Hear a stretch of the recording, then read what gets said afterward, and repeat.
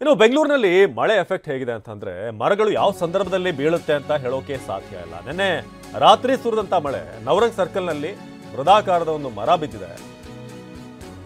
ಬಿದ್ದಂತ effect ಈಗ 2 car 3 ಬೈಕ್ಗಳು ಜಖಮ್ ಆಗಿವೆ. ಅದೃಷ್ಟಕ್ಕೆ ಕಾರ್ನಲ್ಲಿದ್ದವರಿಗೆ ಸಣ್ಣ ಪುಟ್ಟ ಗಾಯಗಳಾಗಿದೆ. ಮಧ್ಯರಾತ್ರಿ 2 ಗಂಟೆ ಸುಮಾರಿಗೆ ನಡೆದಿರುವಂತಹ ಘಟನೆ.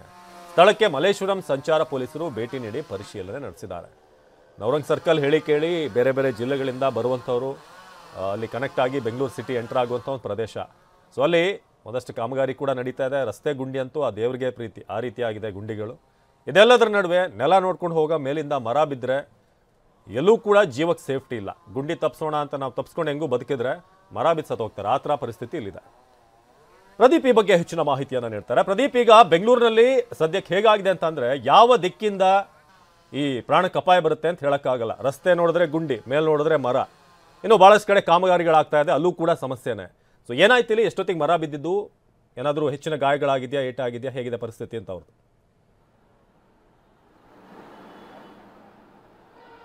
ಅವಿನಾಶ, ಬೆಂಗಳೂರಿನಲ್ಲಿ ಸುರಿಯುತ್ತಿರುವಂತಹ ನಿರಂತರ ಮಳೆಗೆ ಬೆಂಗಳೂರು ಸಿಟಿ ಮತ್ತು ಬೆಂಗಳೂರು ಹೊರವಲಯದಲ್ಲೂ ಸಹ ಸಾಕಷ್ಟು ಅನಾಹುತಗಳಾಗ್ತಾ ಇರುವಂಥದ್ದು. ನಿನ್ನೆ ರಾತ್ರಿ ಸೋಲ್ದೇವ್ನಹಳ್ಳಿ ಘಟನೆ ಬಳಿಕ ಮಧ್ಯರಾತ್ರಿ 2 ಗಂಟೆಗೆ ನವರಂಗ್ ಸರ್ಕಲ್ ಅಂದರೆ ಡಾಕ್ಟರ್ ರಾಜ್ಕುಮಾರ್ ರಸ್ತೆಯ ನವರಂಗ್ ಸರ್ಕಲ್ ಬಳಿ ಮತ್ತೊಂದು ಅವಘಡ ಆಗಿರುವಂಥದ್ದು. ಬೃಹದಾಕಾರದ ಮರವೊಂದು ಮಧ್ಯರಾತ್ರಿ 2 ಗಂಟೆ ಸುಮಾರಿಗೆ ಧರೆಗುಳಿರುವಂಥದ್ದು. ದೃಶ್ಯದಲ್ಲಿ ನಾನು ನಿಮಗೆ ತೋರಿಸ್ತಾ ಇದ್ದೀನಿ. ಅದು ಬುಡ ಸಮೇತ ಯಾವ ರೀತಿಯಾಗಿ ಉರುಳಿ ಬಿದ್ದಿದೆ ಅಂತ ಹೇಳಿ.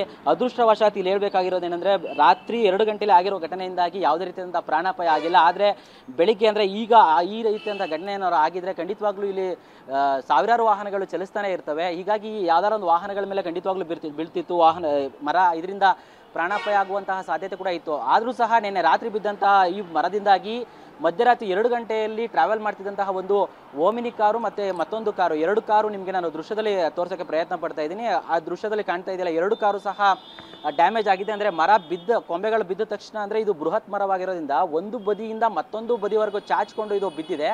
ಈ ವೇಳೆ 2 ಕಾರ್ಗಳು ಹೋಗ್ತಾ ಇತ್ತು, ಅದ್ರ ಮೇಲೆ ಬಿದ್ದಿದೆ. ಜೊತೆಗೆ ಏನು ಮತ್ತೊಂದು ಪಾರ್ಕ್ ಆ ಕಡೆ ಫುಟ್ಪಾತ್ ಏನಿದೆ ಅಲ್ಲಿ 3-4 ಬೈಕ್ಗಳನ್ನು ನಿಲ್ಲಿಸಿದ್ರು. ಅದ್ರ ಮೇಲೂ ಸಹ ಕೊಂಬೆಗಳು ಬಿದ್ದರಿಂದ ಕಾರು ಮತ್ತು ಬೈಕ್ಗಳು ಡ್ಯಾಮೇಜ್ ಆಗಿದೆ. ಕಾರಿನಲ್ಲಿದ್ದವರಿಗೆ ಸಣ್ಣ ಪುಟ್ಟ ಗಾಯ ಆಗಿದೆ ಅನ್ನೋದ್ರ ಮಾಹಿತಿ ಸಿಗ್ತಾ ಇದೆ. ಆದರೆ ಯಾರು ಕಾರಲ್ಲಿದ್ದರೂ ಅವ್ರಿಗೆ ಏನಾಗಿದೆ ಅನ್ನೋದ್ರ ಬಗ್ಗೆ ಇದುವರೆಗೂ ಮಾಹಿತಿ ಸಿಕ್ಕಿಲ್ಲ. ಯಾಕಂದರೆ ಅವರು ಪೊಲೀಸ್ನವ್ರಿಗೆ ಇನ್ನೂ ಸಹ ಕಾಂಟ್ಯಾಕ್ಟ್ ಮಾಡಿಲ್ಲ. ರಾತ್ರಿನೇ ಸಹ ಮಲ್ಲೇಶ್ವರಂ ಸಂಚಾರ ಪೊಲೀಸರು ಸ್ಥಳಕ್ಕೆ ಬಂದು ಪರಿಶೀಲನೆ ನಡೆಸಿದ್ದಾರೆ ಮತ್ತು ಕಾರ್ನಲ್ಲಿದ್ದ ಬಗ್ಗೆ ಮಾಹಿತಿಯನ್ನು ಪಡ್ಕೊಳ್ತಾ ಇದ್ದಾರೆ. ಇನ್ನು BBMPಯ GBA ಅಧಿಕಾರಿಗಳು ಬೆಳಿಗ್ಗೆ ಬಂದು ಇಲ್ಲಿ ಮರ ತೆರವು ಕಾರ್ಯಾಚರಣೆಯನ್ನು ಮಾಡಿದ್ದಾರೆ. ಆದರೆ ಇದ್ರ ಬೇರೆ ಇದೆಲ್ಲ ಪೂರ್ತಿ ದೊಡ್ಡ ಮರ ಆಗಿರೋದಕ್ಕೆ ಕಾರಣಕ್ಕಾಗಿ ಕ್ರೇನ್ ಬಂದು ಇಲ್ಲಿ ಮರನ ತೆರವು ಮಾಡಬೇಕಾಗಿದೆ. ಹೀಗಾಗಿ ಒಂದು ಬದಿಯಲ್ಲಿ ಕೊಂಬೆಗಳು ಬಿದ್ದಿದ್ದು ಅದನ್ನು ತೆರವು ಮಾಡಿದ್ದಾರೆ. ಮತ್ತೊಂದು ಕಡೆ ಬುಡ ಸಮೇತ ಬಿದ್ದಿರುವಂಥ ಈ ಒಂದು ಕಾಣ್ತಾ ಇರೋ ದೃಶ್ಯ ಇದು ತೆರವು ಮಾಡೋಕ್ಕಾಗಿಲ್ಲ. ಕ್ರೇನ್ ಬರಬೇಕು ಅಂತ ಹೇಳ್ತಾ ಇದ್ದಾರೆ. ಇನ್ನು ಮತ್ತೊಂದು ಗಮನಿಸಬೇಕಾಗಿರೋ ಅಂಶ ಅಂದರೆ ಈ ರಸ್ತೆ ಅಂದರೆ ಡಾಕ್ಟರ್ ರಾಜ್ಕುಮಾರ್ ರಸ್ತೆ ಇದೇನು ಇನ್ನೊಂದು ತುಮಕೂರು ರಸ್ತೆಗೆ ಹೋಗುವಂಥ ಈ ರಸ್ತೆ ಏನಿದೆ, ಇಲ್ಲಿ ರಸ್ತೆ ಕಾಮಗಾರಿ ಆಗ್ತಾ ಇತ್ತು. ಈ ಕಾಮಗಾರಿ ಡ್ರೈನೇಜ್ ಕೂಡ ಒಂದು ಮಾಡ್ತಾ ಇದ್ರು. ಹೀಗಾಗಿ ಡ್ರೈನೇಜ್ ಮಾಡುವಂತಹ ವೇಳೆ ರಸ್ತೆ ಕಾಮಗಾರಿಯಿಂದನೂ ಸಹ ಇದು ಮರದ ಬುಡ ಸಡಿಲವಾಗಿರುವಂತಹ ಸಾಧ್ಯತೆ ಇದೆ. ಮಣ್ಣು ಸಡಿಲವಾಗಿ ಈ ರೀತಿಯಾಗಿ ಮರ ಉರುಳಿ ಬಿದ್ದಿರುವಂತಹ ಸಾಧ್ಯತೆ ಕೂಡ ಗೊತ್ತಾಗ್ತಾ ಇರುವಂಥದ್ದು ಇನ್ನು ದೃಶ್ಯದಲ್ಲಿ ಗಮನಿಸಬಹುದು. ಇಲ್ಲೊಂದು ಡ್ರೈನೇಜ್ ಕಾಮಗಾರಿ ಕೂಡ ನಡೀತಾ ಇದೆ. ಜೊತೆಗೆ ಆ ಕಡೆ ಮಣ್ಣು ಕೂಡ ಕುಸಿದೆ. ರಸ್ತೆಯ ಬದಿಯಲ್ಲಿ ಸಹ ಅಂದರೆ ಫುಟ್ಪಾತಲ್ಲೂ ಸಹ ಒಂದು ಡ್ರೈನೇಜ್ ಕಾಮಗಾರಿ ಆಗ್ತಾ ಇದೆ. ಇದರಿಂದಾಗಿ ಈ ಒಂದು ಮರ ಆದರೆ ಯಾವುದೇ ರೀತಿ ಪ್ರಿಕಾಷನ್ ತೆಗೆದುಕೊಳ್ಳದ ಕಾರಣಕ್ಕಾಗಿ ಈ ರೀತಿಯಾಗಿ ಮರ ಬಿದ್ದಿದೆಯಾ ಅನ್ನೋ ಸಾಧ್ಯತೆ ಕೂಡ ಈ ದೃಶ್ಯದಲ್ಲಿ ನಮಗೆ ಗೋಚರಿಸ್ತಾ ಇದೆ. ಒಟ್ಟಿನಲ್ಲಿ ಈ ಒಂದು ಘಟನೆಯಿಂದಾಗಿ ಬೆಂಗಳೂರಲ್ಲಿ ಮತ್ತೊಂದು ಪ್ರಾಣಾಪಾಯ ಆಗುವಂತಹ ಸಾಧ್ಯತೆ ತಪ್ಪಿರುವಂಥದ್ದು. ಆದರೆ ಈ ಒಂದು ಕಾರ್ನಲ್ಲಿದ್ದವರು ಯಾರು ಮತ್ತು ಅವ್ರಿಗೆ ಏನಾಗಿದೆ ಅನ್ನೋದ್ರ ಬಗ್ಗೆ ಇನ್ನಷ್ಟೇ ಮಾಹಿತಿ ಸಿಗಬೇಕಾಗಿದೆ. ಅವಿನಾಶ್, ಧನ್ಯವಾದ ಪ್ರದೀಪ್ ಮಾಹಿತಿಗೆ.